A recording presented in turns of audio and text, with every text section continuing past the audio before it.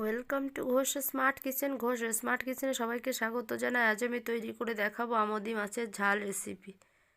আমোদি মাছ কেটে ধুয়ে পরিষ্কার করেছি, লবণ হলুদ দিয়ে ভাজা করে নেব। পোস্ত, কাঁচা লঙ্কা শিলে বেটে নিলাম, আর কিছু থেতো করে নিয়েছি কাঁচা লঙ্কা। কড়াই সর্ষের তেল গরম করে দিয়ে মাছটাকে ছেড়ে দেব। মাছটাকে প্রথমে ভাজা করে নেব। নতুন পুরনো সকল বন্ধুদেরকে জানাই ধন্যবাদ আমার পাশে থাকার জন্য, আমার ভিডিওটা দেখার জন্য। বন্ধুরা, ভিডিওগুলো কোথাও স্কিপ করবেন না, সম্পূর্ণটা দেখার অনুরোধ রইল।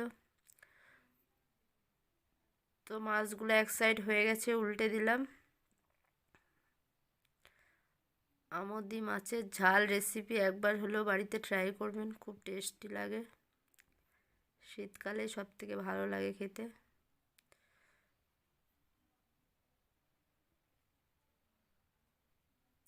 তো আমার মাছ ভাজা হয়ে গেছে, তুলে নিলাম।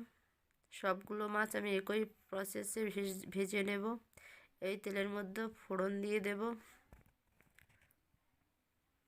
তো বন্ধুরা, আমার মাছ ভাজা হয়ে গেছে। ওই তেলের মধ্যে আমি কালো জিরে ফোড়ন দিয়ে দিলাম। আগের থেকে বেটে রাখা পোস্ত, কাঁচা লঙ্কা দিয়ে দেবো। আপনারা চাইলে সর্ষে বাটাও দিয়ে দিতে পারেন। কিছু দিয়ে ভালো করে মিশিয়ে দেব। লবণ হলুদ দিয়ে দেব পরিমাণ মতো। লবণ দিয়ে দিলাম,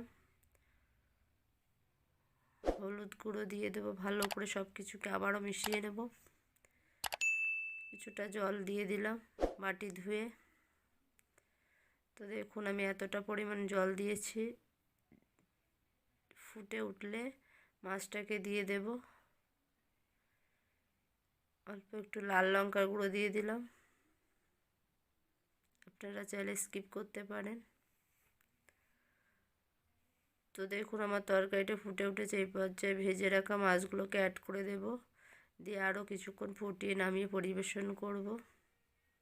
উপরে কিছু ধনে পাতা কুচি ছড়িয়ে দিয়ে। গরম গরম এই পাতলা মাছের ঝোল খেতে খুবই ভালো লাগে।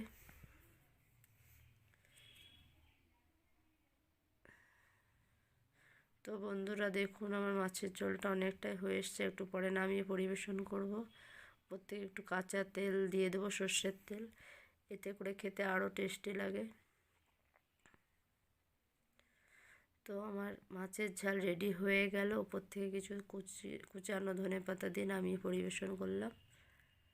বন্ধুরা, আমার এই ভিডিওগুলো যদি ভালো লাগে লাইক কমেন্ট শেয়ার করবেন। এরকম আরও নতুন নতুন রান্নার রেসিপি পেতে আমার চ্যানেলটা সাবস্ক্রাইব করে রাখবেন। সকলকে আবারও অনেক অনেক ধন্যবাদ আমার ভিডিওগুলো দেখার জন্য। তো সবাই ভালো থাকবেন।